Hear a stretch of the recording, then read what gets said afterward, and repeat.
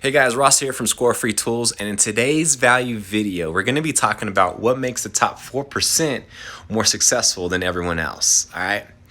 So there's one thing that makes a difference between you being good versus great. Okay. And it isn't just skill set. It's this thing called mindset. But don't leave just yet, because there's going to be two things that I want to share with you, two things that you need to know in order to become the top 4% that I'll share here in a second. All right.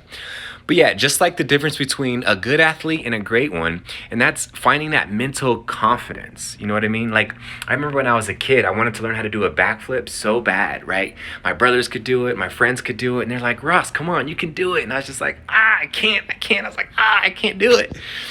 I had the flexibility, the strength, the know-how. I just couldn't bring my mind to doing it, right? It was like, it was all mental and I just couldn't go there. Well, this is the same thing that I'm talking about, which is necessary for the top 4% of performers in any area of work or life, really. Excuse me. You see, when you speak, most of what you say comes from this thing called mindset, which means you're responding to the internal messages being subconsciously communicated and received from other people.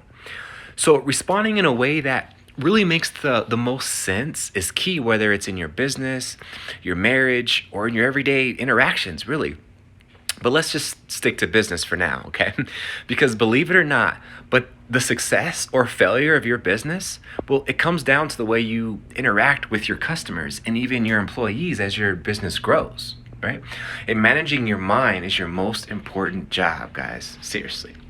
So these are the two things that the top 4% of performers do differently to separate good from being great. So, number one, okay.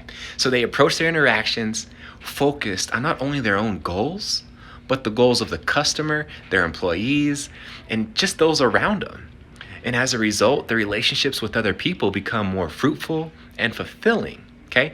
People are more likely to like and trust you because of this way of thinking. Like, I like this quote that I once heard because I was a track and field runner. Like, I ran a lot of relay races, okay? But the quote goes like this: you may be able to run fast, but together you can run so much further, right? Well, when building a business, it's the same thing, or the same way. Mentally, we must always be responding out of service to our customers and coworkers, because together it'll take our business to much higher heights, right? In the end, this is really you just learning how to put others first. All right, and so number two, the top 4%, well, they're okay with uncertainty, but they remain confident when it's time to do things like execute a task, right? Or close a deal, or fix a problem for that matter. And so they're not attached basically to having a situation play out in a certain way, right? Like, they can think on their feet and they know how to really expect the unexpected. Whereas the good or not so great, well, they want things to go perfectly, and they leave no room for error and no room for creativity. You see, mistakes are needed in order to learn how to improve and grow. Yeah, that may mean some things have to change, but know this: if things aren't growing, well, they aren't changing either. So this is definitely something to think about. So I'll end with some words from Carl Dweck, I believe. He's a psychology professor from Stanford, but he said everyone has a fixed mindset or a growth mindset. And so a fixed mindset is one in which you basically view your talents and abilities as fixed, right? Like, you are who you are, basically. Your intelligence and your talents, they're fixed, and like your fate is to go through life avoiding challenge and failure.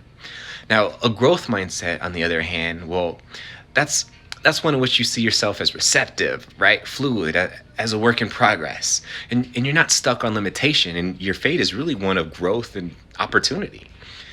And so that's just a little bit for today's value video, guys. And I just want to thank you for listening, and we'll talk soon. Take care.